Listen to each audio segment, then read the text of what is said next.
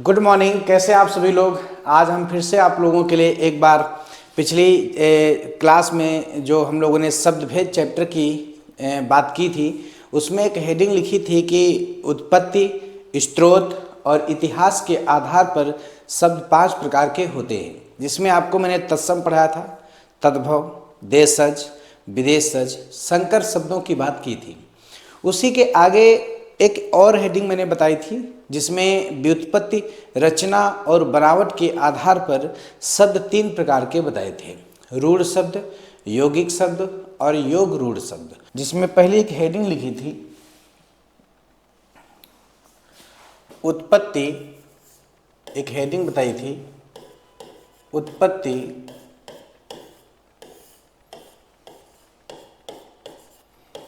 स्रोत और इतिहास के आधार पर शब्द 5 प्रकार के बताए थे, जिसमें आपको एक शब्द तत्सम बताया था,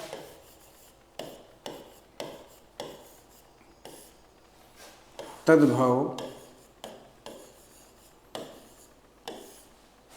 देशज, विदेशज,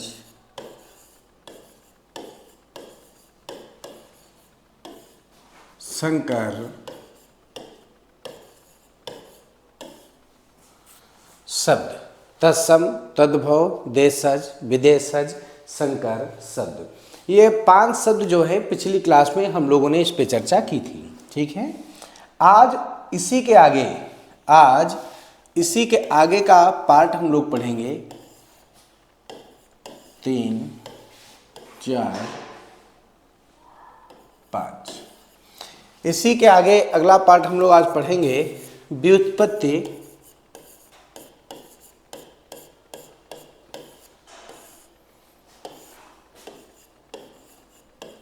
रचना,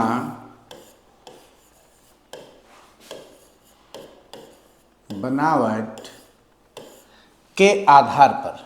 व्युत्पत्ति, रचना, बनावट के आधार पर शब्द 3 प्रकार के होते हैं। कितने प्रकार के होते हैं? शब्द 3 प्रकार के होते हैं। नंबर 1, जिसमें आप पहला इसमें पढ़ेंगे रूढ़ शब्द। रूढ़ शब्द। दूसरा पढ़ेंगे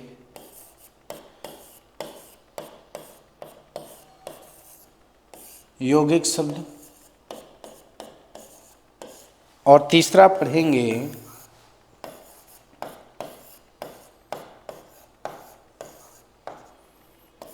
योग रूढ़ शब्द। योग रूढ़ शब्द। ठीक है। रूढ़ शब्द, यौगिक शब्द और योग रूढ़ शब्द, ये 3 शब्द जो मैंने बताए हैं, इसी पे अब हम लोग आज चर्चा करेंगे। ठीक है। तो शुरुआत करते हैं व्युत्पत्ति, रचना और बनावट के आधार पर जो हमने आपको 3 प्रकार के शब्द बताए हैं, इसमें रूढ़ शब्द से शुरुआत की जाए। ठीक है। देखिए, रूढ़ शब्द। रूढ़ शब्द वे शब्द जो वर्षों से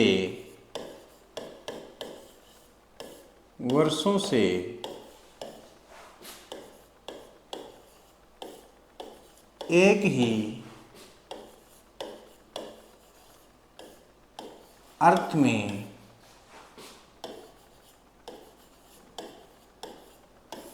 प्रयुक्त होकर, वे शब्द जो वर्षों से एक ही अर्थ में प्रयुक्त होकर रूढ़ हो गए हैं, रूढ़ हो गए हैं,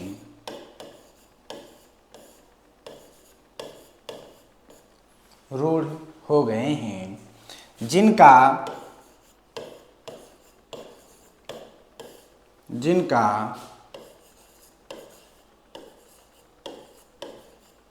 विघटन करने पर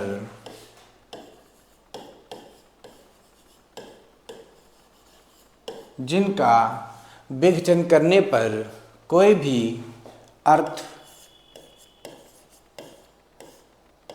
नहीं निकलता हो, जिनका विघटन करने पर कोई भी अर्थ नहीं निकलता हो,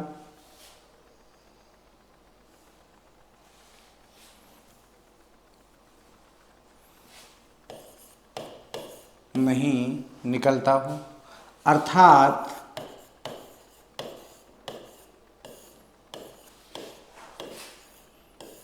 एक ही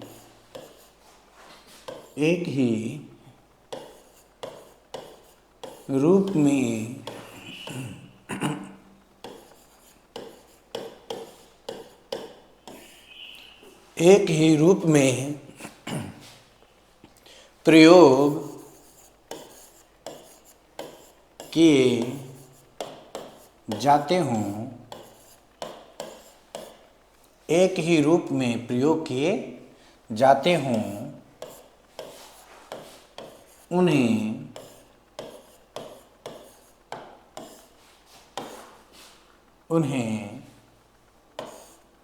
रूढ़ शब्द कहते हैं।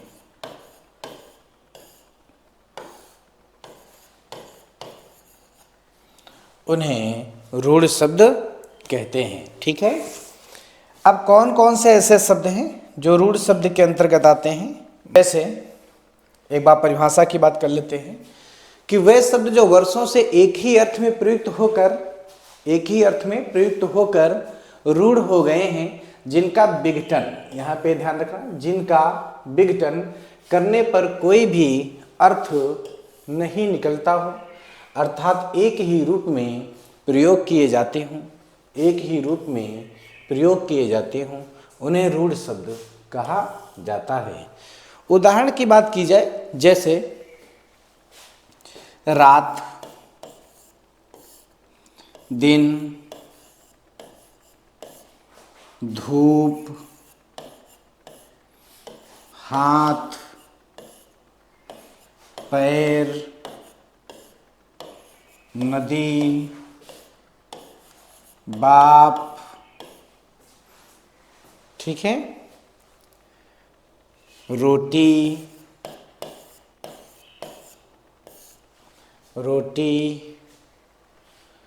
रात है, दिन है, धूप है, ठीक है, स्त्री है और शेर है, स्त्री, शेर। आप देख रहे होंगे यहाँ पे मैंने जो भी शब्द लिखे हैं, दो वर्णों के शब्द लिखे हैं। रात है, क्या रात का खंडन हो सकता है? नहीं हो सकता है। दिन है, दिन का खंडन हो सकता है? नहीं हो सकता है। ये अपने ही एक ही रूप में प्रयोग किया जाता है। रात है तो रात के लिए शब्द बोला जाएगा, दिन है तो दिन के लिए कहा जाएगा। ठीक है, धूप है, हाथ है, पैर है, नदी है, बाप है, रोटी है, स्त्री है और शेर है। आप ये जितने भी शब्द लिखे हैं देखेंगे, सभी शब्दों में किसी का भी खंडन नहीं होगा। ठीक है, अब दो से अधिक उदाहरण अगर दिए जाएं तो क्या ऐसा भी कोई शब्द हो सकता है जिसका खंडन ना हो? तो बिल्कुल है, दो से अधिक भी उदाहरण हैं। वो कौन कौन से शब्द हैं जैसे मैं लिख रहा हूँ, देखिए। जैसे शेर के बाद आप देखेंगे आकाश,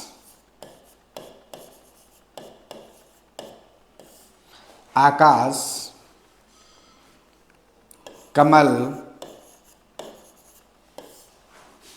पुस्तक, पहाड़,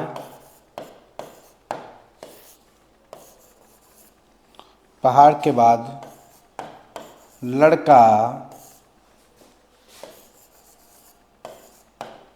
लड़की,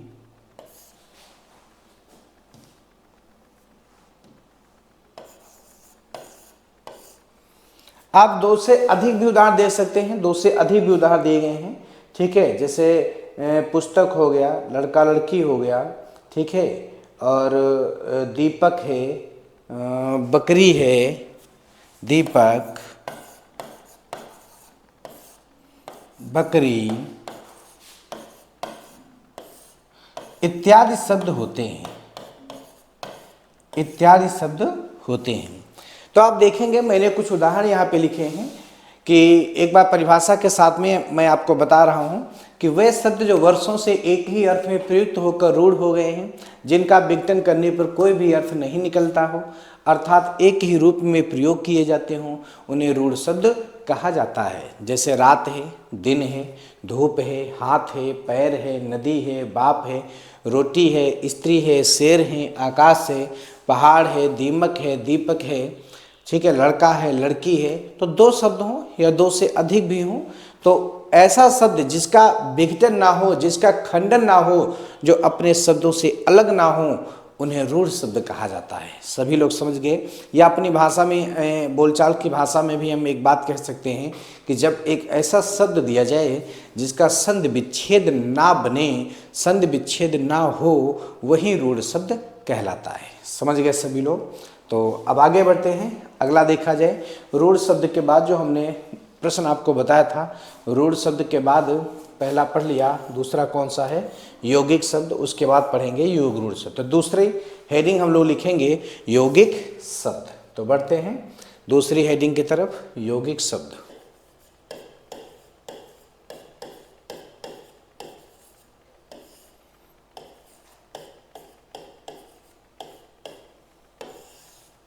यौगिक शब्द,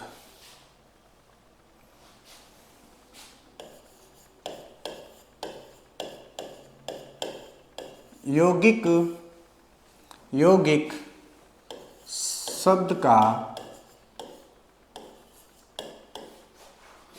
अर्थ है, अर्थ है मेल से बना हुआ,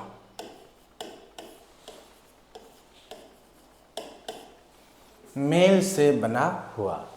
यौगिक शब्द का अर्थ क्या है, मेल से बना हुआ।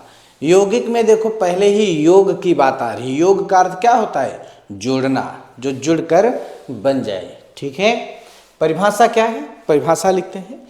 यौगिक शब्द का अर्थ है मेल से बना हुआ। परिभाषा की अगर बात की जाए तो परिभाषा है दो या दो से अधिक। परिभाषा क्या है, दो या दो से अधिक, दो या दो या दो से अधिक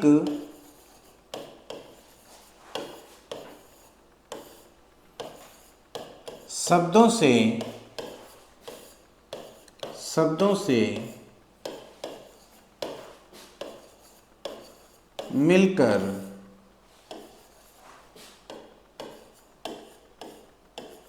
बने हुए शब्दों को, बने हुए शब्दों को, दो या दो से अधिक शब्दों से मिलकर बने हुए शब्दों को, ये बने हुए शब्दों को यौगिक शब्द कहते हैं। यौगिक शब्द कहते हैं। यौगिक शब्दों में, यौगिक शब्दों में दोनों शब्दों का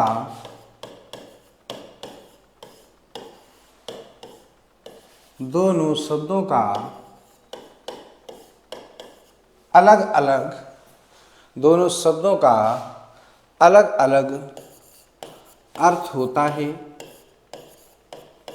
अर्थ होता है तथा अपने ही रूप में प्रयोग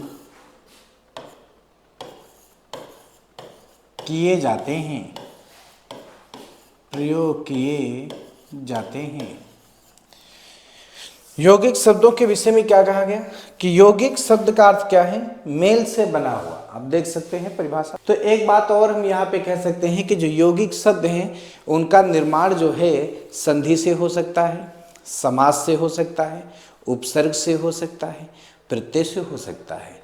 लेकिन समास में केवल एक समास ऐसा है, बहुब्रीहि समास, उसको छोड़कर। ठीक है, तो हम यहाँ पे पहले कुछ उदाहरण लिखेंगे और उस उदाहरण के माध्यम से समझते हैं, उसके बाद में शब्दों को बता रहे हैं। देखिएगा, जैसे यौगिक शब्द में मैं उदाहरण की बात करूं तो जैसे आपका प्रश्न लिखा हुआ है अभयारण्य। पहला प्रश्न क्या है, उदाहरण अभयारण्य या पर्यावरण, विद्यालय, रसोई घर। ठीक है, देखिए जैसे अभयारण्य,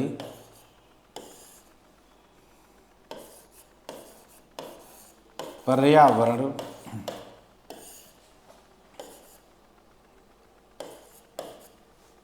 रसोई घर,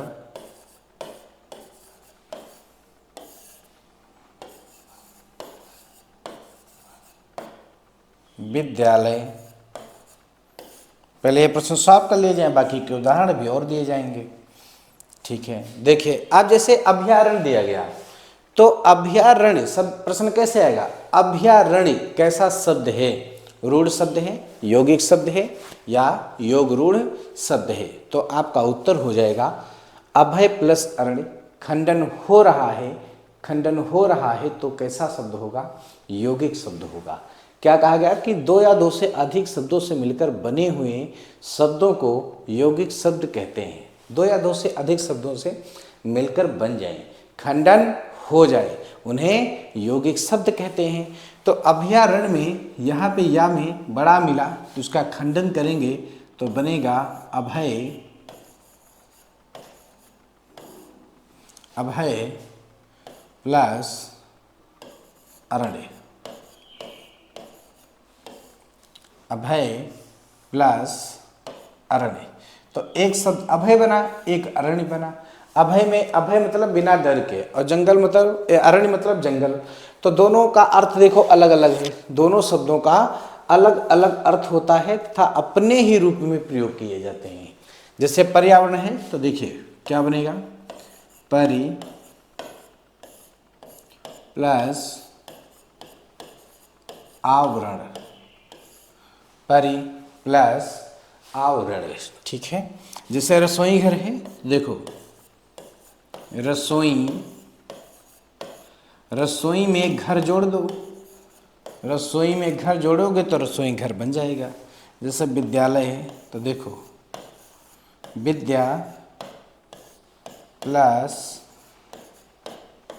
आलय, विद्या प्लस आलय क्या बनेगा, विद्यालय। समझ में बात आ रही है। तो यौगिक शब्द जो होते हैं उनका विघटन हो जाता है, उनका खंडन हो जाता है। समझ में बात आ रही है। इसके अलावा जैसे प्रश्न आपके अलग से कुछ और आ गए, जैसे पुस्तकालय, दीपावली, चिकित्सालय, ठीक है, महासागर लिखता हूँ। देखिए जैसे चिकित्सालय,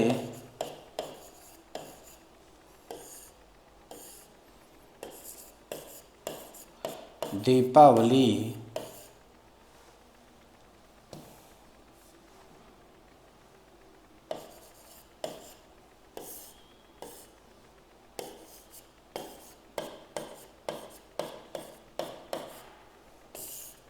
महासागर, चिकित्सालय, दीपावली, महासागर, ठीक है, गुलाब जामुन,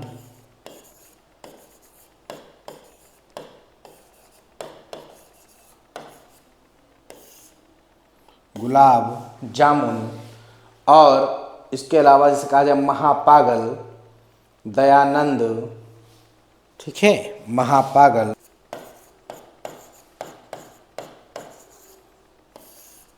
दयानंद।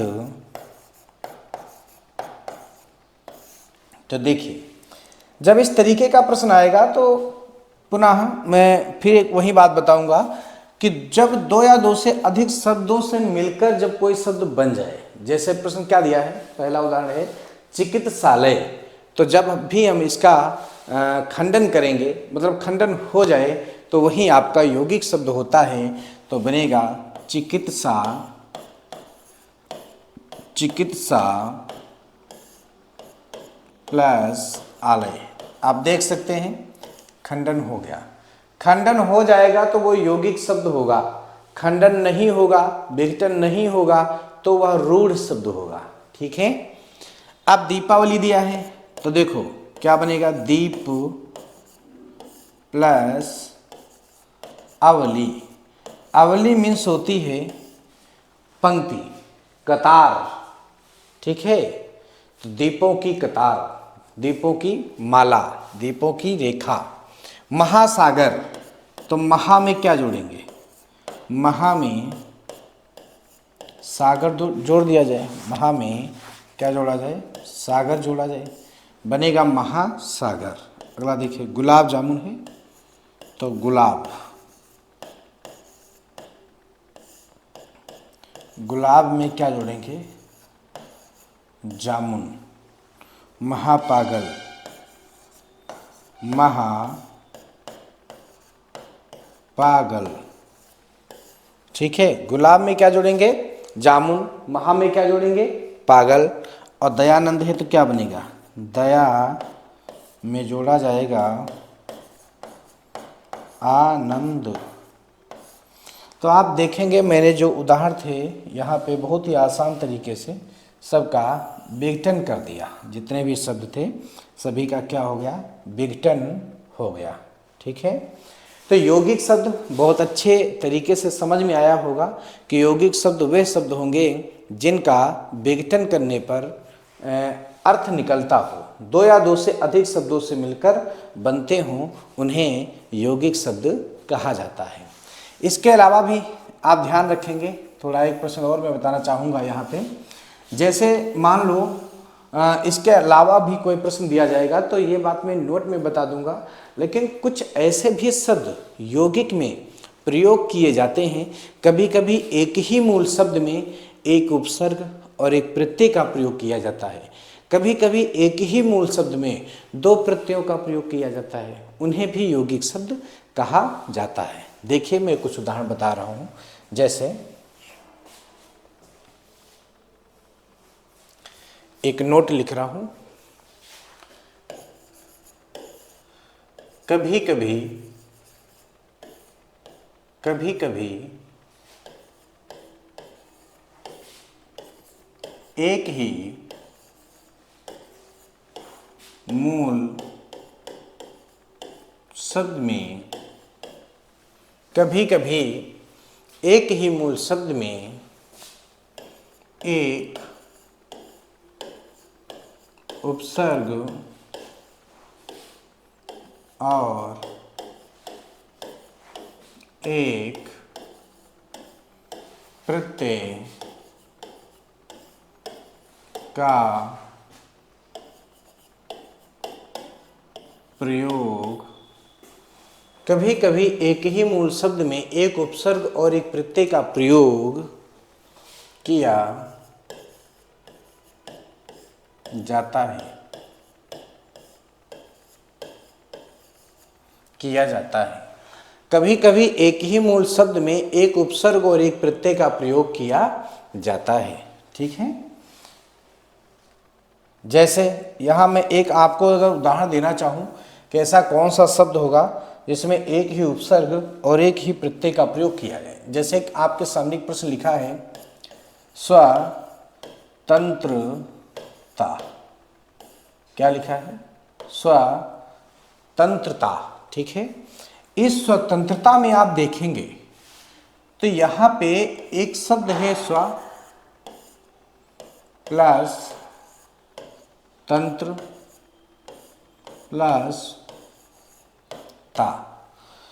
अब इस प्रश्न में आप देखिए जो स्व है ये क्या है, उपसर्ग है, जो ता है क्या है, प्रत्यय है, और जो तंत्र है क्या है, आपका मूल शब्द है। तो आपने देखा, अगर ऐसा प्रश्न आ जाए कि कभी कभी एक ही मूल शब्द में एक उपसर्ग प्रत्यय का प्रयोग किया जाता है, उन्हें भी यौगिक शब्द कहा जाता है। ये बात अभी आगे लिख देंगे। तो स्वतंत्रता कैसा शब्द है, जैसे आपका प्रश्न आ जाए स्वतंत्रता कैसा शब्द है, तो उत्तर दिया जाएगा स्वतंत्रता यौगिक शब्द है, यौगिक शब्द है। बात समझ में आ रही है सभी लोगों को कि कुछ ऐसे शब्द होते हैं जिनमें एक उपसर्ग और एक प्रत्यय का प्रयोग किया जाए, उन्हें भी यौगिक शब्द कहा जाता है। जैसे मैंने आपको एक उदाहरण दिया स्वतंत्रता, तो स्व आपका उपसर्ग है, ता प्रत्यय है, तंत्र मूल शब्द है, तो स्वतंत्रता कैसा शब्द हुआ, यौगिक शब्द हुआ। ठीक है, एक पॉइंट और बता रहा हूं, इसके अलावा दूसरा पॉइंट कौन सा है, देखिए जैसे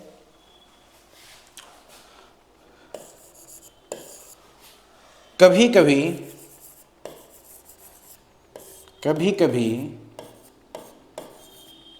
एक ही मूल शब्द में, एक ही मूल शब्द में दो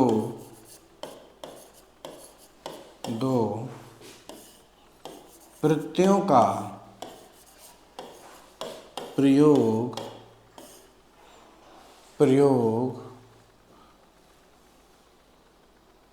कभी कभी एक ही मूल शब्द में दो प्रत्ययों का प्रयोग एक साथ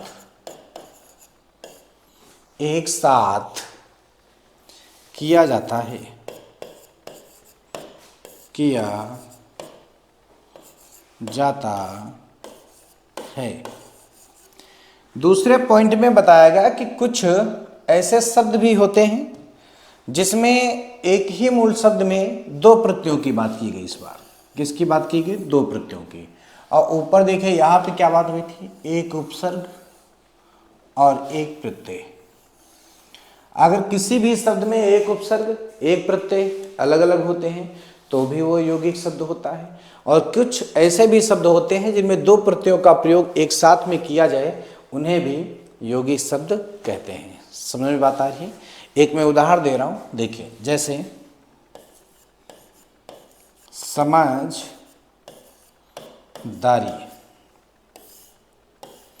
इस समझदारी को आप देखेंगे तो इसमें अगर हम शब्दों का खंडन करें, शब्दों को अलग लिखें, तो आप देखेंगे यहाँ पे एक शब्द लिखा हुआ है समझ। समझ के बाद है दार, क्या है, दार। और दार के बाद है बड़ी ई, क्या है, बड़ी ई। तो ये तीनों प्रश्न लिखने के बाद आप देखिए यहाँ पे एक शब्द जो दार दिया है ये भी प्रत्यय है, और आपका जो बड़ी ई है ये भी प्रत्यय है। तो ये उर्दू फारसी के शब्द होते हैं, दार और दान विदेशी उपसर्ग होते हैं। तो आप देखेंगे समझदारी में एक आपको शब्द मिला दार और एक शब्द मिला बड़ी ई। समझ गए सभी लोग। तो यही आपके दो पॉइंट अलग से थे।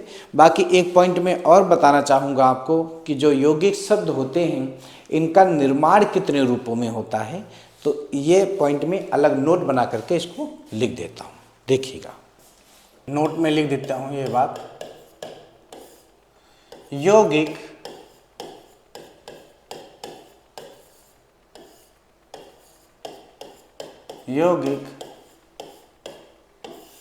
शब्दों का निर्माण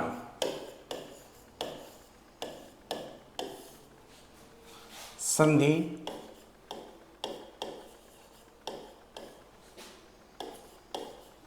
समास,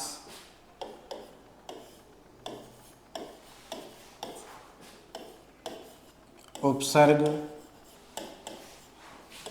प्रत्यय से यौगिक शब्दों का निर्माण संधि, समास, उपसर्ग, प्रत्यय से होता है। होता है, जिसमें केवल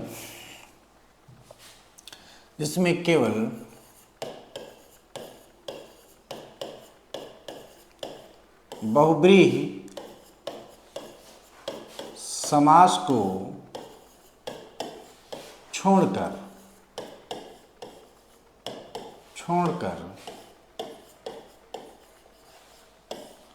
बहुब्रीहि समास को छोड़कर सभी उदाहरण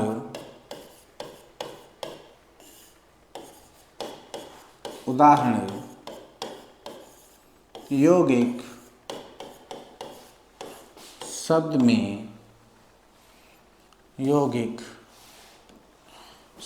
में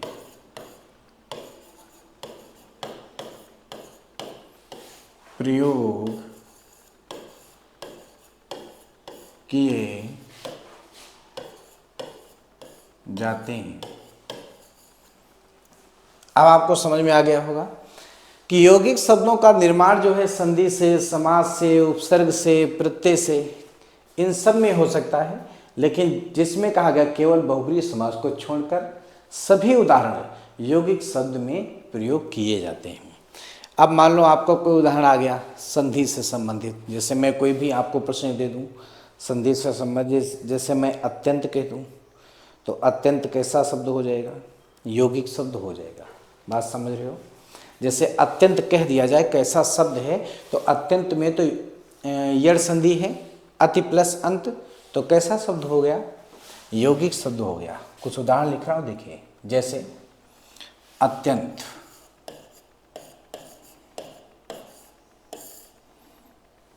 संधि से हो गया। समास में जैसे कहा जाए रसोई घर, या दूसरा लिख दिया जाए यश प्राप्त, विद्यालय, शपथ पत्र, ठीक है।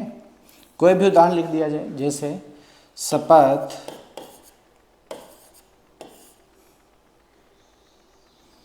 पत्र, समास हो गया। उपसर्ग की बात की जाए तो उपसर्ग भी कह सकते हो, जैसे अत्यंत है, संधि बनाओगे तो अति उपसर्ग भी हो जाएगा, ठीक है। प्रत्यय है, लेनदार लिख दीजिए, लेनदार, दार प्रत्यय हो जाएगा। तो यहाँ पे जैसे ही आपसे प्रश्न पूछा जाए कि अत्यंत कैसा शब्द है, तो यौगिक शब्द है, क्योंकि अति प्लस अंत। और एक बात और है इसमें देखेंगे आप, खंडन भी हो रहा है, खंडन हो जाए तो वही यौगिक शब्द कहलाता है। बात समझ में आ रही है? आप जैसे शपथ पत्र दिया है तो क्या लिखेंगे? शपथ में क्या जोड़ोगे? पत्र, शपथ पत्र हो जाएगा। लेन है, लेन में क्या जोड़ेंगे? दार जोड़ेंगे, लेनदार हो जाएगा, ठीक है। तो यहाँ पे संधि से, समास से, उपसर्ग से, आप देखिए जैसे अति है, ये आपका संधि भी है, ठीक है। संधि अति प्लस अंत कौन सी संधि है? यड़ संधि है। और अति आपका उपसर्ग भी है, ठीक है। और दूसरी बात, जितने भी शब्द दिए गए देख सकते हैं सबका खंडन भी हो रहा है। तो जो दो या दो से अधिक शब्दों से मिलकर बन जाए, जिनका खंडन हो जाए, जो दोनों के अलग अलग अर्थ हों, उन सभी शब्दों को यौगिक शब्द कहा जाता है। या अपनी बोलचाल की भाषा में हम लोग समझ सकते हैं कि कोई संधि हो, कोई समास हो, कोई उपसर्ग हो, कोई प्रत्यय हो, उसके समस्त उदाहरण यौगिक शब्द में प्रयोग किए जाते हैं, जिसमें केवल बहुब्रीहि समास को छोड़कर। तो मैं उम्मीद करता हूँ सभी लोग रूढ़ शब्द और यौगिक शब्दों को बहुत ही अच्छे तरीके से समझ पाए होंगे। चलिए आगे बढ़ते हैं। तीसरा जो भेद हम लोग पढ़ेंगे, आप देखेंगे तीसरा कौन सा भेद मैंने बताया था? तीसरा भेद है योग रूढ़ शब्द। रूढ़ शब्द पढ़ लिया, यौगिक हो गया, योग रूढ़ शब्द। देखा जाए योग रूढ़ शब्द की परिभाषा क्या है और उसमें कौन कौन से शब्द प्रयोग किए जाते हैं। तीसरा भेद पढ़ेंगे योग रूढ़ शब्द। योग रूढ़ शब्द की परिभाषा है कि वे शब्द जो हेडिंग लिख लिया जाए, योग रूढ़ शब्द, योग रूढ़ शब्द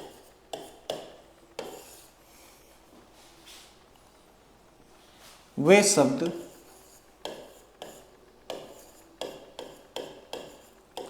जो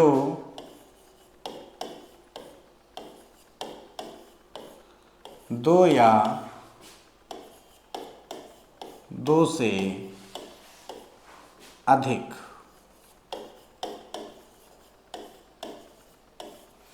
वे शब्द जो दो या दो से अधिक शब्दों से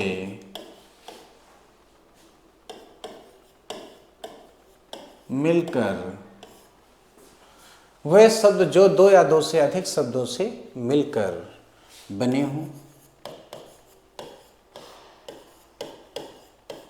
वे शब्द जो दो या दो से अधिक शब्दों से मिलकर बने हों, दोनों शब्दों का अलग अलग अर्थ होता हो, लेकिन बाद में वह किसी अन्य अर्थ में रूढ़ हो जाते हों, उन्हें योग रूढ़ शब्द कहते हैं। तो वह शब्द जो दो या दो से अधिक शब्दों से मिलकर बने हों, दोनों शब्दों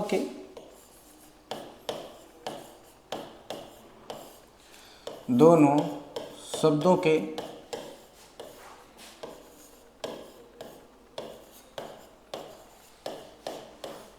अलग अलग अर्थ हों, लेकिन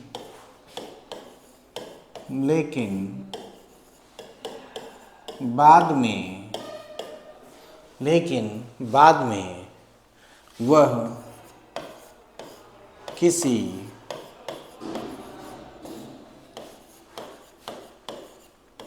अन्य अर्थ में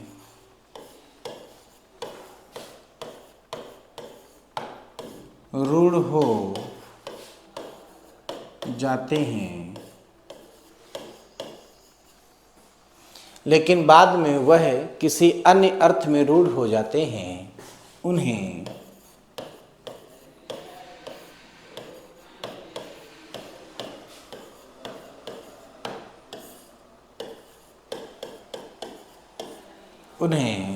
योग रूढ़ शब्द कहते हैं।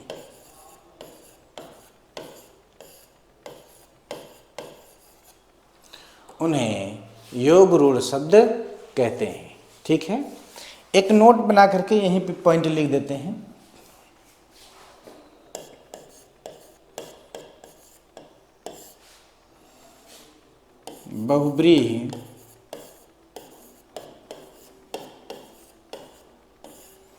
बहुब्रीहि समास के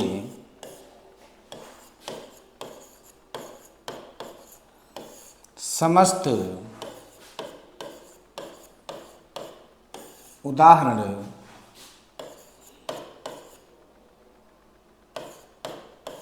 योग रूढ़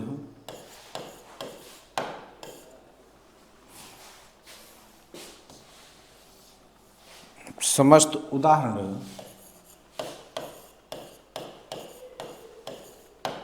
योग रूढ़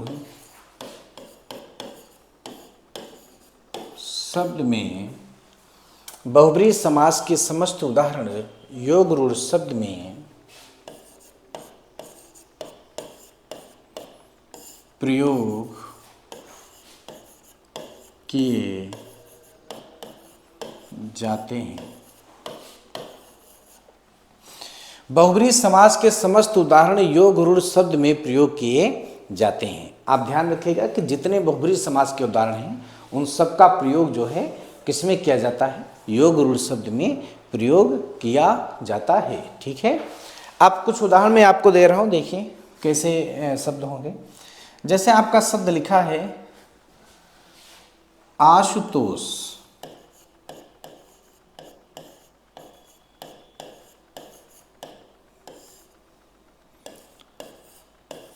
गुड़ाकेश,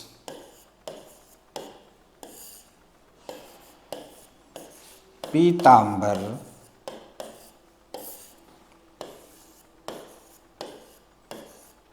श्वेतांबर,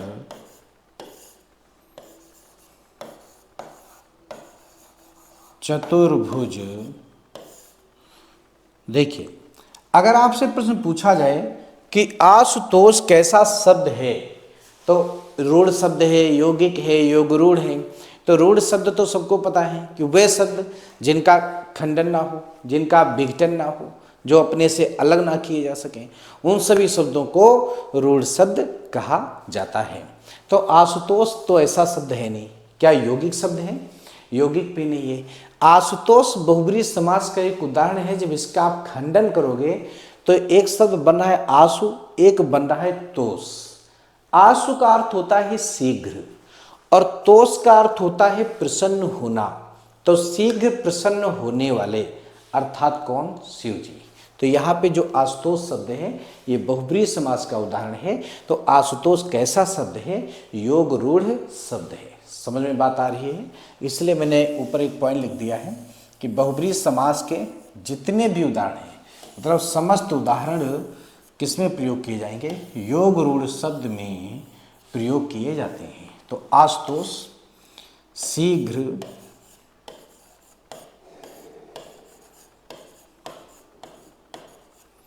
प्रसन्न होने वाले, शीघ्र प्रसन्न होने वाले अर्थात कौन? शिव जी। शीघ्र प्रसन्न होने वाले कौन? शिव जी। ठीक है। गुड़ाकेश क्या बनेगा? यहां से जब इसका खंडन करोगे तो पहला शब्द बनेगा गुड़ाका। क्या बनेगा? गुड़ाका। गुड़ संधि का उदाहरण है। गुड़ाका में ईस जोड़ोगे बन जाएगा गुड़ाकेश। अब गुड़ाका में सोती है नींद, ईस में सोता है ईश्वर। नींद का है ईश्वर जो, नींद का है ईश्वर जो, कौन? शिव जी। तो यहाँ पे जो भी उत्तर हमारा होगा, नींद का है ईश्वर जो। नींद का है, नींद का है, नींद के हैं ईश्वर जो। उसको सही करते हैं। नींद के हैं ईश्वर जो अर्थात शिव जी। ठीक है। अगला देखिए, पीतांबर। पीत है अंबर जिसका, पीले हैं वस्त्र जिसके अर्थात कौन? शिव कृष्ण जी। पीले हैं, पीले हैं वस्त्र, पीले हैं वस्त्र जिसके या जिनके अर्थात कृष्ण जी। ठीक है। अगला देखिए, श्वेतांबर। क्या होगा विग्रह? श्वेत है अंबर जिसका, श्वेत है, श्वेत मतलब सफेद है वस्त्र जिसके, अंबर मतलब वस्त्र। श्वेत है, श्वेत हैं वस्त्र जिसके, वस्त्र जिसके सरस्वती माता, सरस्वती माता। ठीक है।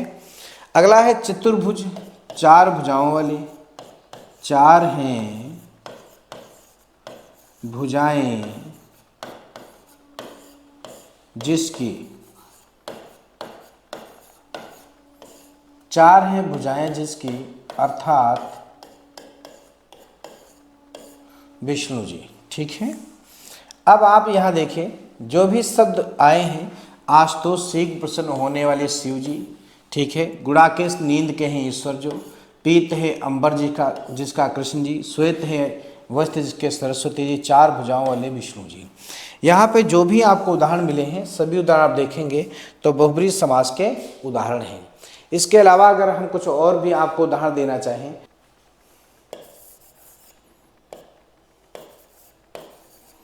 नीलकंठ, दशानन। ठीक है।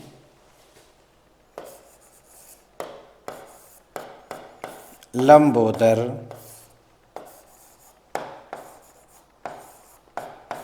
चंद्रशेखर।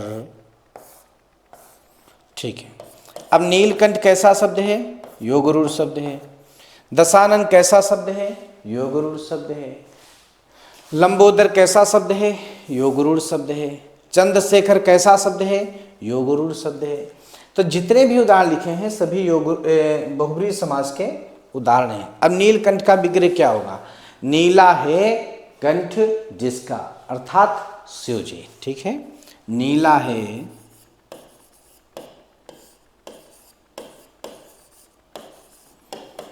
कंठ जिसका।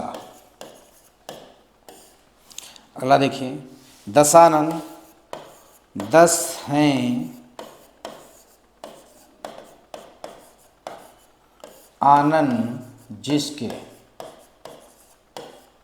अगला देखिए, लंबोदर, क्या बनेगा विग्रह? लंबा है उदर